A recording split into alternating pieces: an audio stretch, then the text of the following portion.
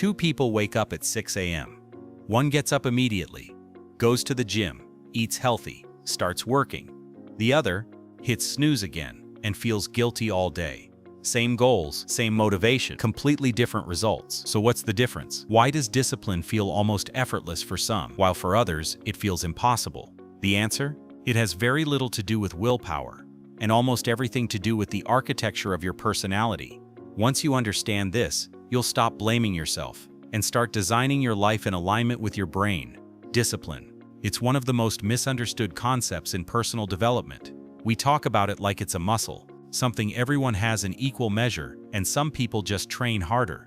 But the human brain doesn't work that way. Two people can have the same goals, same ambition, same intelligence, same motivation, and yet one stays consistent while the other keeps starting and stopping. Not because the second person is lazy, not because they lack character, but because their psychological wiring is fundamentally different, and that difference is surprisingly predictable.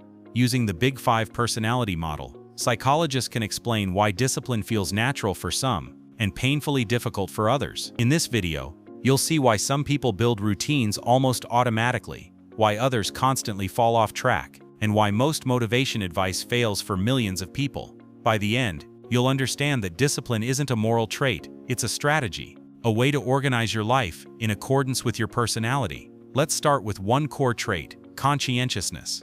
In the Big Five model, conscientiousness measures how naturally organized, structured, responsible, and goal-oriented someone is.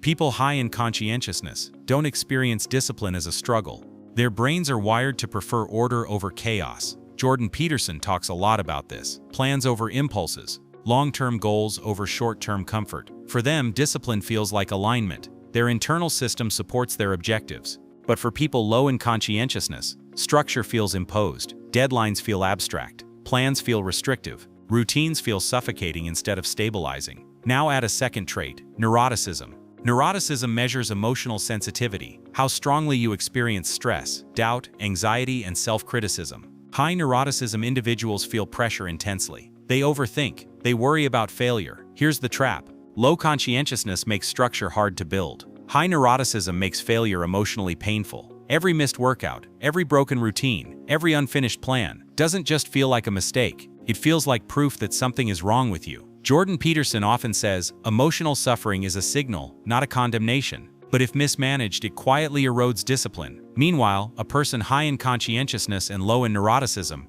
misses a day, shrugs, and continues tomorrow. Same behavior, completely different internal experience. That's why discipline looks effortless for some and exhausting for others. But personality alone is not the whole story. There is another invisible force shaping your discipline every single day, your dopamine system. Dopamine is not the pleasure chemical, it is the motivation chemical. It decides what feels worth doing, what feels urgent, what feels meaningful, and what your brain quietly avoids. When dopamine is stable, effort feels tolerable. When dopamine is dysregulated, even small tasks feel heavy. Modern life constantly hijacks this system. Social media, ultra-processed food, endless novelty, instant entertainment. Each delivers fast dopamine spikes followed by crashes. Over time, your brain becomes less responsive to slow rewards, the exact rewards discipline depends on. Sometimes your discipline didn't disappear, your neurochemistry did.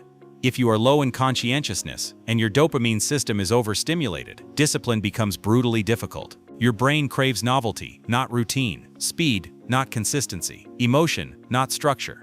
But dopamine can be trained. Protect the first hour of your day. No phone, no social media. Let your brain wake up without hijack. Then do one hard thing. Reduce artificial spikes, fewer notifications, less scrolling, more silence, more focus. Attach emotion to progress. Track it. See it grow. Your brain must feel momentum before it sustains momentum. Now combine this with personality design, and discipline stops feeling like resistance. It starts feeling like alignment. There is one more lever, identity. If you see yourself as someone who tries to be disciplined, you will always negotiate with yourself. But if you shift your identity to I am someone who keeps promises to myself, behavior changes automatically. Identity is built through evidence. Every small act of discipline is a vote for the person you are becoming. Consistency isn't perfection, it's self-trust. Most people don't lack discipline. They lack a system that protects dopamine, fits their personality, and reinforces identity. When those three align, discipline becomes self-sustaining. Most people think discipline is about forcing yourself to do what you hate, but real discipline is something else entirely.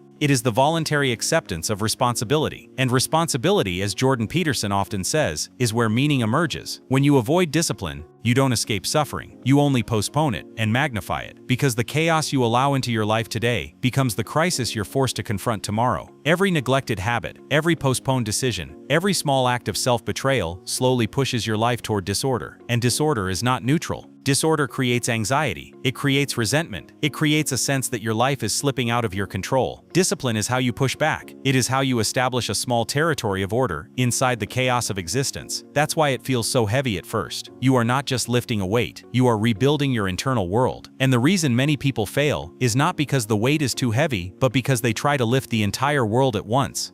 They attempt radical transformation, they demand perfection, they design impossible plans, then collapse under the pressure, and interpret that collapse as proof of personal failure. But discipline is not built through grand gestures, it is built through micro-order. Clean one corner of your room, organize 1 hour of your day, keep one promise to yourself, especially when it's inconvenient. Each small act of order sends a powerful signal to your nervous system. I am someone who can influence my future. That signal compounds. Over time, your confidence grows, your anxiety shrinks, your sense of agency expands. You are no longer a passenger in your own life. You are the driver. This is why discipline is not about being harsh with yourself. It is about becoming trustworthy to yourself. When you consistently do what you said you would do, your mind relaxes because it finally knows this person is reliable. And that trust becomes the foundation for everything else: ambition, focus, courage, resilience. Without self-trust, motivation collapses. With self-trust, motivation becomes unnecessary. You don't negotiate with yourself anymore. You simply act. And slowly, almost quietly, your life begins to stabilize. Your days stop feeling chaotic. Your goals stop feeling distant. Your emotions stop controlling your behavior. Not because life becomes easier, but because you become stronger. Discipline is not about controlling your future, it is about preparing yourself to meet it. And once you experience that shift from chaos to order, from reaction to responsibility, from weakness to agency, you realize something profound. Discipline is not a burden, it is the doorway to freedom.